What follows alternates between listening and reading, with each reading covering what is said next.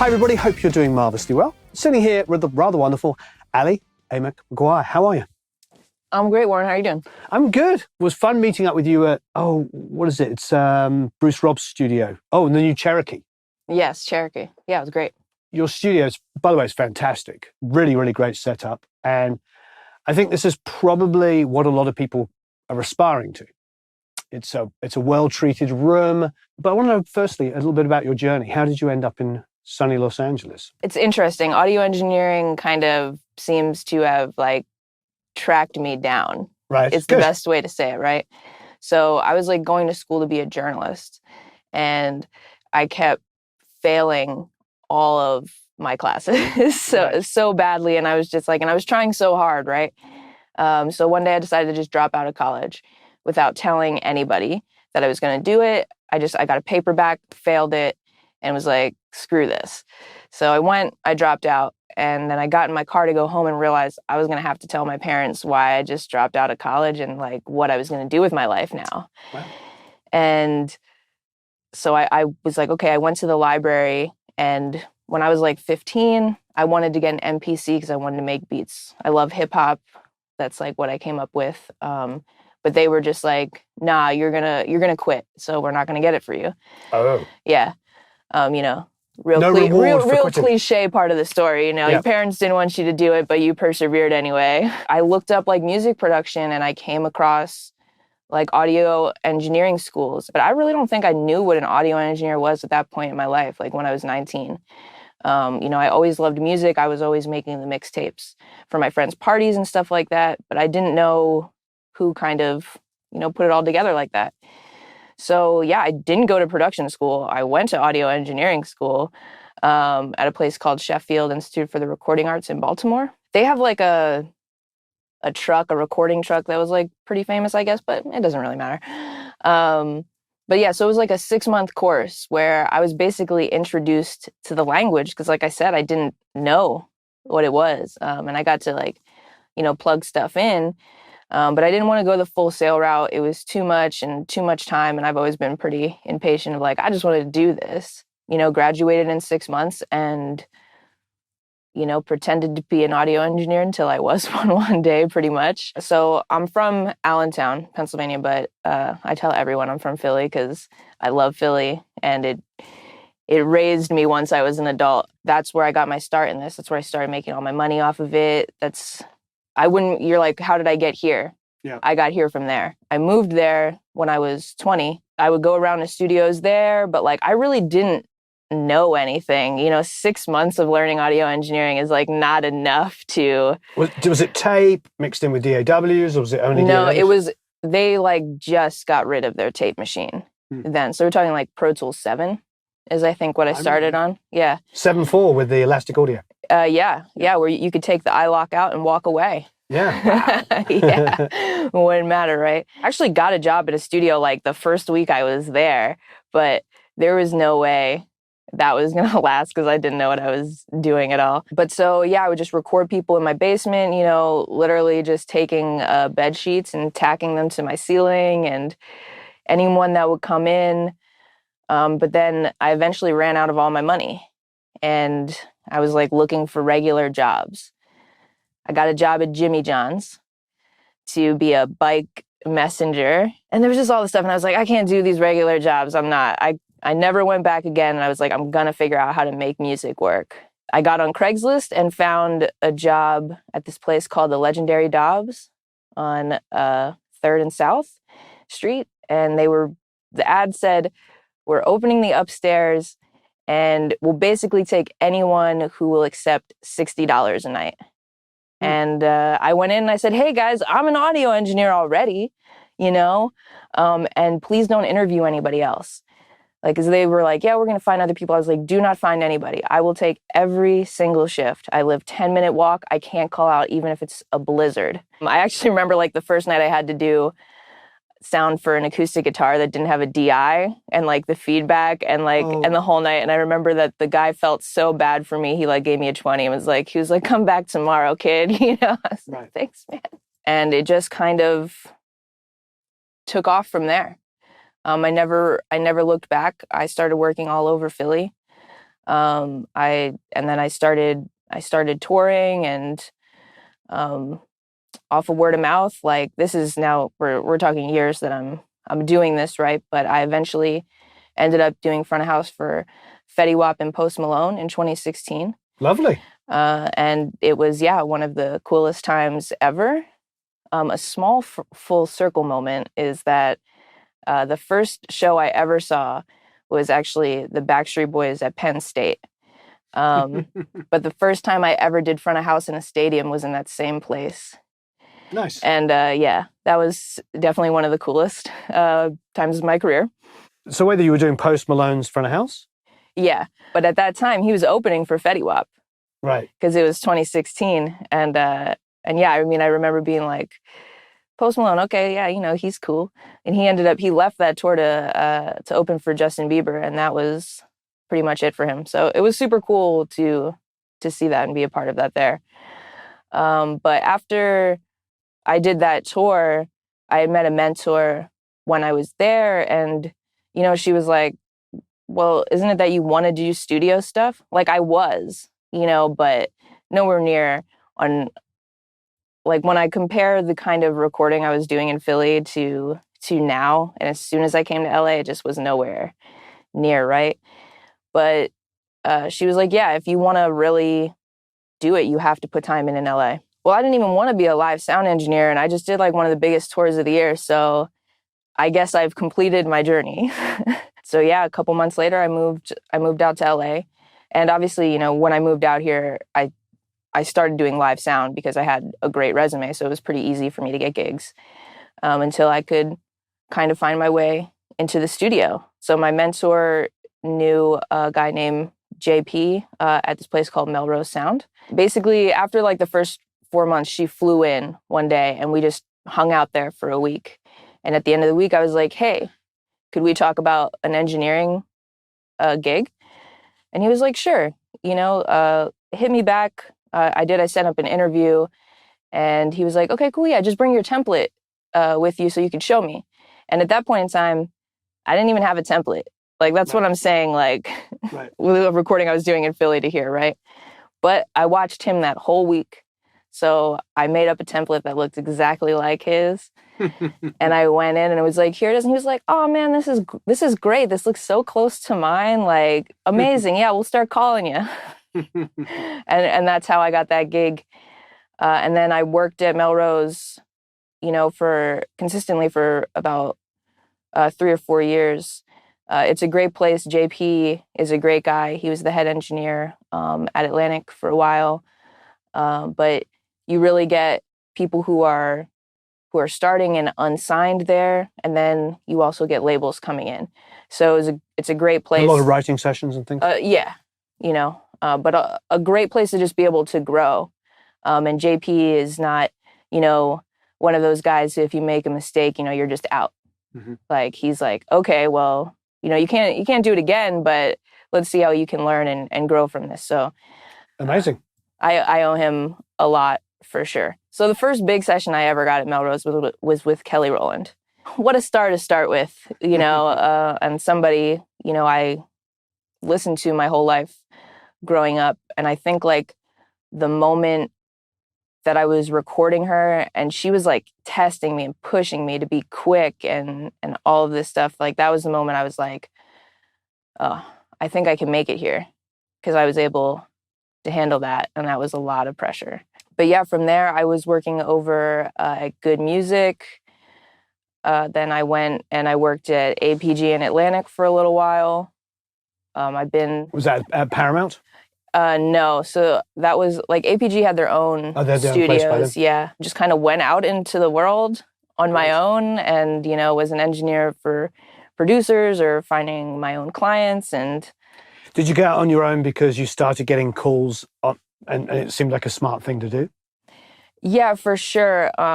When I really stopped kind of doing the on-call engineer thing was when I started working with a producer full-time. He had a house in the hills. Who was the producer? His name's Jimmy Duvall. And so we did that, and that was one of my favorite times.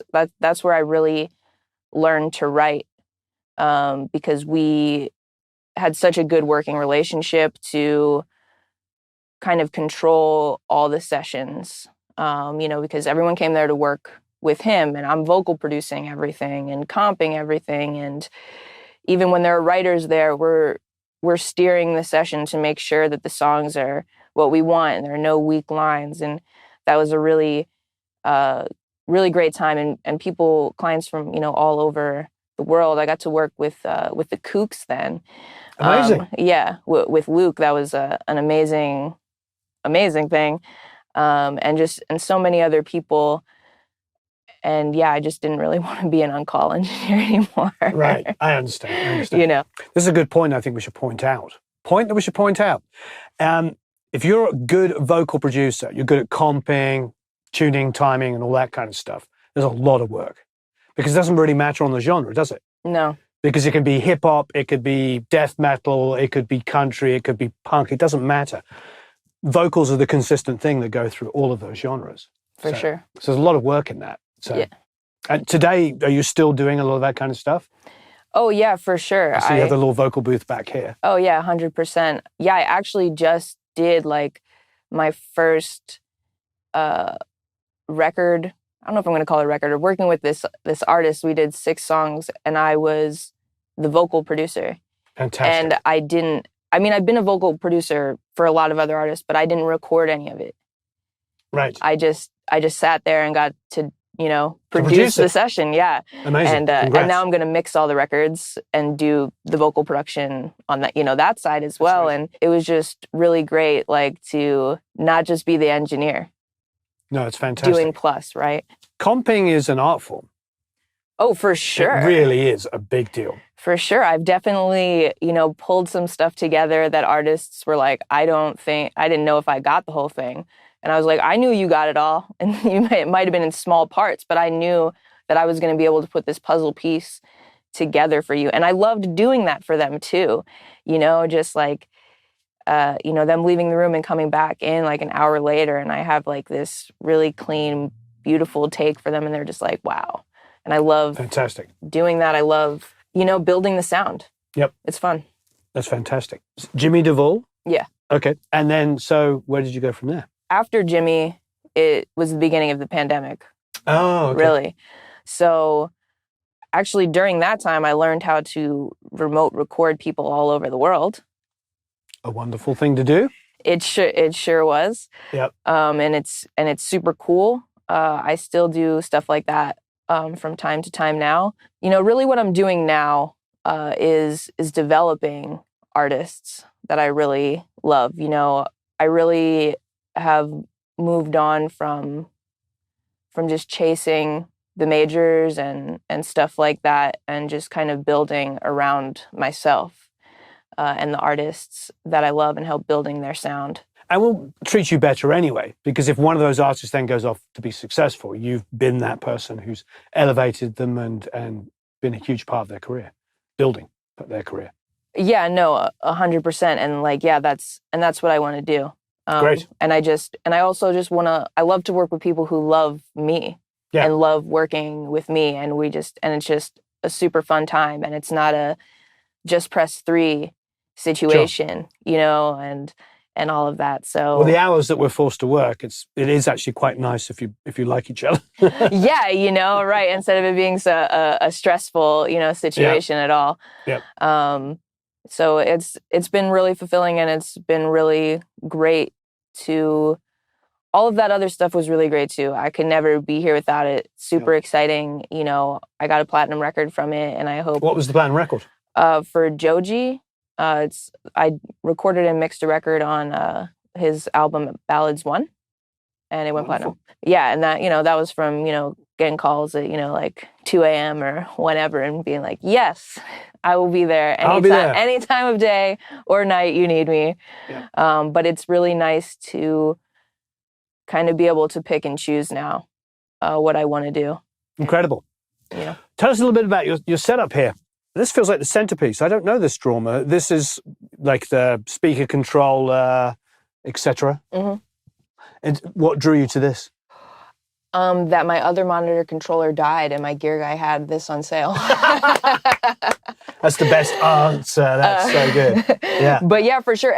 But it ended up, I mean, you can see all the different controls and stuff I have on here are amazing. It's really clean and just really packs a punch and gives the appropriate amount of, what am I trying to say, like power to the monitors. Sure. To hear it. Yeah, I understand. Yeah. So yeah, I love the drummer a lot. So that's the talkback mic here. Yeah. But do you even use it because the singer's there? No. No. Yeah.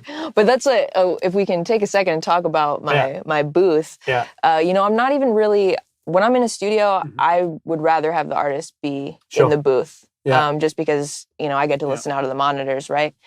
But I'd rather not have them in the room, but in here, obviously, like, I don't have an isolation booth, but I love that because it's like they're in a booth, right? But we're also then right here, and they just like, it's always funny when the artist comes back, they'll be like, "What do you think about that, Allie?" And I'm like, "Great job, man." So you're both on headphones. What headphones do you like? What do you use? I just use the Sennheiser HD, the 280s. The 280s. Yeah. Good workhorse headphones. Yeah. I know what they sound like. Then for the singer? The Audio-Technica X40s. X40s. Wonderful. Wonderful. So the Apollo Twin is your interface? It is. Great. I presume 90% of what you're doing is just a single mic, like vocal mics and stuff like that. For sure. I definitely can do like acoustic guitars and electric guitars and bass. Right. A lot. So really the only thing I don't really record live is drums. Drums, right. In here anyway. Yeah. Can obviously go anywhere else. Do you have a personal preference on the studio if you go and track drums? No. It's really whatever the artist wants. Yeah. Fantastic. All right. I suppose really the first thing you notice when you walk in here, of course, is these lovely focals. Yeah. I have which ones are these? These are the Trio... 6Bs. 6Bs. Yeah. They're pretty ridiculous, the amount of low end that comes out of them. Well, that's why I got them. Yeah. Because I wanted a really clean, monitoring system, but I'm doing a lot of hip hop, a lot of 808s, and I really needed, to be able to hear that. But I was also in an apartment when I first got them. But let me tell you, my neighbors weren't pumped about it. Yeah, they're loud. Yeah. They are loud. Right before I left the apartment and moved into here, I was working on mixing a project that Murda Beats had produced, and that is really when my neighbor started like smashing on my wall, and I was like, "Call Murda about how low his 808s are, man. It's not my fault." But I really didn't want to sub. I didn't, and in this space, a sub's going to be a little too much energy anyway. Right. But you really don't need them with these. But your house is fully detached, isn't it? So it is. You don't have those problems anymore. Oh, no. Also, why I love this neighborhood is like they go crazy on the weekends, so nobody's ever going to call the cops on me. And then the Avantones, are you using them much? You just use them for quick checking and... No, I would say I probably do like 30% of my mixing on them. Okay. Yeah, because once I get it really good here and then I go there, it just really helps me really dive into the mid-range, right? And really create some separation, right? And then I'll come back here. But yeah, no, I love them. I feel like I don't want to say I can mix a whole record off them because I'd want to hear my low end at some point. But yeah, this monitoring setup is honestly like a dream. Wow. The LA 610, is that your vocal mic pre? It sure is. Great. I feel like the 610 doesn't get enough love. How did you arrive at it then? How did you arrive at that being the... Oh, you're going to love this story too. I want to know, yeah. So I bought an Avalon. Okay. And it came out of the box messed up. Oh, wow. Like, you could literally hear the sound change as the verse was going on. Oh, dear. Yeah, it was crazy. And you know how you might really love hot dogs, but then you eat one, you get sick from it, and then you never want to eat hot dogs again? Yeah. Well, that's how I feel about the Avalon. Right. But so, yeah, I sent it back, and I was like, I don't want them to send me another one. And I also wanted to save like $1,000. So okay. I came across the 610. And was that recommendation from the person you were buying it from, or was that, have you used one before? I had used one before. Yeah. At like the first studio that I ever owned, he had a few 610s. And I really liked them. And, just doing the research on these and how long they've been around and how many records they've been on. Great. And also, it's a strip, so this has the compressor in it as well. So yeah, I did everything I needed, and I really fell in love with it. I know the controls on here so well. Wonderful. How far to push it and all that stuff. So yeah. Now the Fusion, that's on your stereo bus, I presume? It sure is. Great. So you break out when you're mixing. How do you come out of this? You just come out? Yeah, they come out 3/4. 3 and 4. Okay. Yeah. Into the SSL and then back out into 1/2. Great. So you're just repatching between vocals and stuff? For sure. Yeah. Yeah. One day I will finally get an 8, and it'll be great. How much are you using on that? I see. Yeah. A little bit on the width there. Yes. Yeah, so basically, okay. So how I use it, right? I was using the vintage drive for a while, but I haven't really been using it too much lately because I'm already kind of saturating a lot in my mixes. So it kind of eventually was like, all right, Ali, do you have any saturation plugins that you like to? Oh yeah, the Ozone Exciter is my favorite one, and I use that on my mix bus inside. Okay. That's kind of a big reason where I get my low end to stick out in these bad boys and all that. But yeah, so everything is great on here, and I really wanted, I got this, analog in, analog out, right? Because at the end of the day, I think we can agree that analog always actually sounds better. Not that, or maybe you disagree, but I think analog sounds better. The plugins are obviously amazing, and I could do a whole mix in the box, no problem. But this just kind of gives it that feel. I add a little high end, like at 16K, and then kind of take it back down with the de-esser here, and just give it a little width, and it makes a world of difference. What is the computer? Because I see you've got a Samsung screen. I presume you're on Apple. Oh, you're using a laptop? I am. Right in front of me. Subtly here. Yeah, I was like looking over here, and there's the laptop. That's great. Absolutely great. Is it an M1 or pretty? It's not. I want to get the studio, but I'm still kind of waiting a little longer for the M1 to get it together. I just got the studio. Did you? Yeah. Everything running? Well, we put it in our equivalent of this. We have a studio this size as well. So we put it in there, and now we're going to eventually do an HDX rig and run it from that as well, which will be quite exciting because not many people are doing that. So yeah, that sounds great. I'm going to bring down an Avid guy and really dial it in and make it work. Nice. Yeah. So I'll let you know. Yeah, please do. I mean, honestly, like if the M1 chip didn't come out when it did, I would have had a Mac Mini like a couple years ago already, because I would really love to not have the fan noise from my laptop. Yeah. I mean, I can hear it. It's not terrible, but I can hear it. Yeah. Oh, yeah. No, I mean, it pretty much doesn't get in the way of like any recordings or anything. But, when I record myself doing songs, I'm right here. Yeah. And that's different, but I also sing very loud, so not ever a problem. Right. Absolutely. And then what do we got over here in the rack down there? Oh, well, this is my vanity rack. Is it like your live stuff? Was that from? Yeah. So here you could see, like this was actually in a club I was working at, and the guy was like, "Yo, this is in the closet. Do you want it?" And I was like, "Yeah." So it's a few graphic EQs. There's a Lexicon reverb in there, and like some crossovers and stuff. But like being honest, it's mostly because it looks cool. Looks cool. You got some extra sliders and EQs and stuff. Yeah, you know what I mean. That you're not using. People are like, "Oh, turn down the high end." I'm like, "Yeah, man." Yeah. I'm just kidding. I never do that. But now you should. Yeah, right. So as far as the sound treatment, how did you do it? Did you bring somebody in, or was it just move it around till it sounded good? Oh, no. So I really actually love to acoustically treat home studios. Nice. I think it's super fun. Great. So all of this is my design. So how did you measure it? I guess, like you said, I did it till it sounded right. Right. No, that's good. You got the cloud above you. Right. Yep. Like I really, even like I could have put more back there, but I'm not back there. Right. So I don't worry about that. And at some point I was like, let me stop putting holes in this house that I don't own. Yeah. Yeah. Yeah.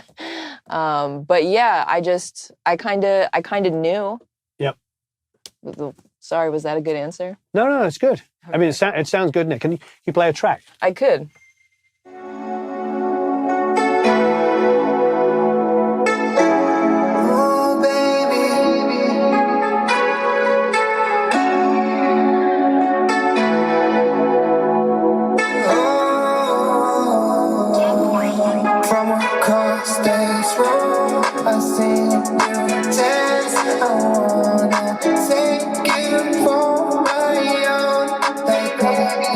That's really fantastic. Thank you. It's first of all, fantastic mix.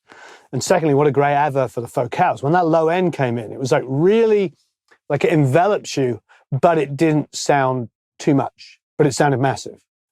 So would you have any tricks for controlling low end that you're willing to give away? Sure. I mean, I don't, like on the actual, well, first of all, right, the thing that everyone's going to say is get everything out that doesn't have anything to do with the low end, right? Yeah. Just give it to the 808 and the kick. But like on my actual, like on this 808, all I have is a decapitator on it. Yeah. Nothing else. And I would say, sometimes I'll put an EQ on, to get rid of, because sometimes, producers live a ton of like 20 and I'm like, we really don't need that. So I don't do a lot there. And it's really like in my master bus, and it has so much to do with the saturation on the exciter, honestly. Really? Yeah. That's a good tip. Like that's really where I get it to come through, and the rest of it's just level. But you're high passing everything out of the way. Where do you start your high pass to kind of, so it's only the 808? I mean, at least probably up to 150. I'm really generous with my cuts as I go, or a lot of times up to 200. It really depends, obviously, on what it is, and if I think that thing needs to kind of be there a little more because there's an opening in the bass that's not taking up like 150 or something like that. Right. Fantastic. Yeah, it's a great mix, and Focals sounded. Just leaning in here, it sounded beautiful here. So. Yeah, no, I absolutely love this room, and I'm super proud of how I made it sound and great how I make things sound and all of that. So you write as well? I do, yeah.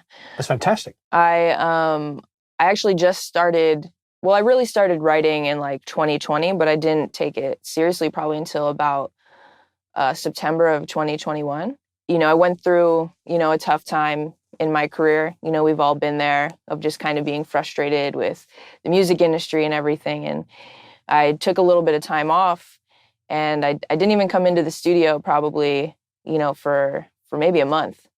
And I came in and I one day decided to finish this song that I had written, because I never had time to work on my own stuff because I'm always working on other people's stuff, right? And I finished it and I was like, wow, this is really good. I think that I want to keep doing this. So I just then locked myself in the studio and finished all these songs that I had started, and they came out really well. And it's been such a great experience to make my own music and be able to make all of the decisions, from writing it to recording it to vocal producing it, and then especially for mixing it. So many people think that like being an audio engineer is all this technical stuff, and it is, but it's so creative, and mixing is my favorite thing to do in the world. So being able to have no restrictions on what I'm allowed to do, because, my goal is always to give the artist what they want, always. But now I'm the artist, and I'm like, we're going to fly this over here. We're going to make this low end just go insane. That doesn't make any sense. And nobody can tell me that it's not right. Wonderful. And it's been a really, really great experience. Now I want to hear it. Oh, yeah. I could play you the song. Play me the song. So I'll play you this song. And it actually I got it placed. Where'd you get it placed? On a show called All American on the CW.